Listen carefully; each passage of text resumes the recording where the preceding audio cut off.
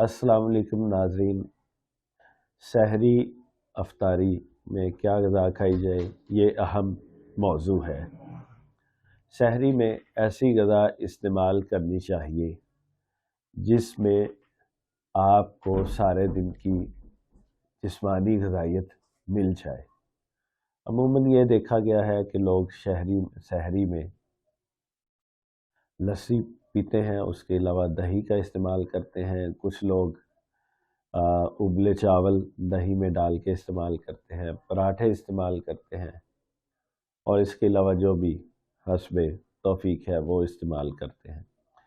बेहतरीन सहरी क्या हो सकती है? बेहतरीन सहरी ये हो सकती है कि आप एक खुश्क रोटी खाएं, ख़ास सालन के साथ या दही के साथ। आप सहरी के 3 हिस्से करें।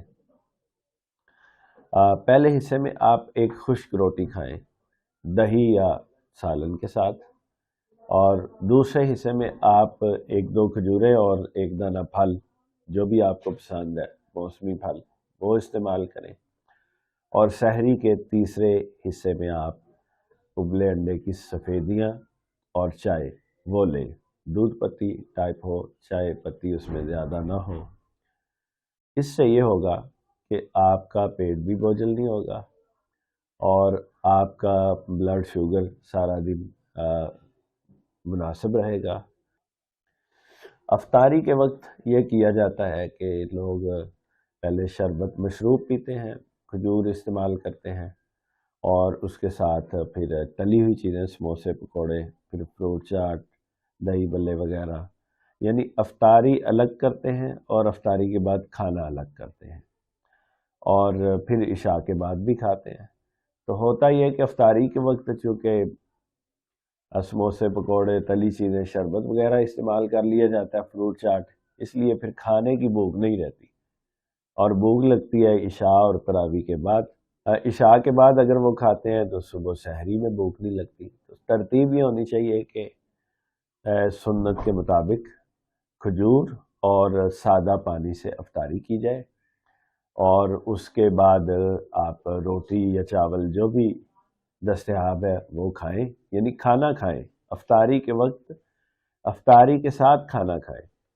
पाबंदी नहीं है, आप हल्का फुल्का दही बल्ले या जो भी घर में चीज़ बनी है वो भी चख सकते हैं, लेकिन खाना आप अफ्तारी के साथ खा लें।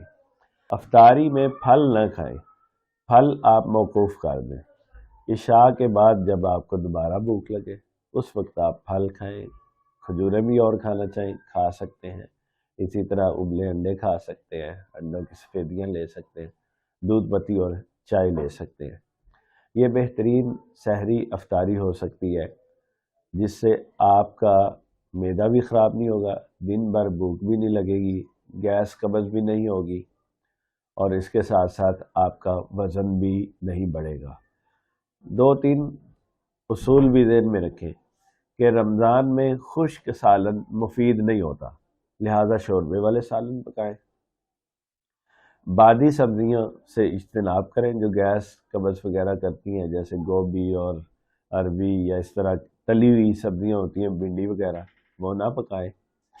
और तीसरी बात यह कि दालें दालें भी रमज़ान में खाना मुफीद नहीं होती, लिहाजा गोश्त इस्तेमाल करें शोरबे वाला, और सब्ज़ी अगर पका रहे हैं तो उसमें भी कोशिश करें कि गोश्त डालें।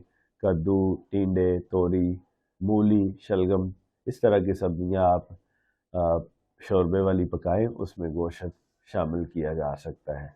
अस्सलाम वालेकुम।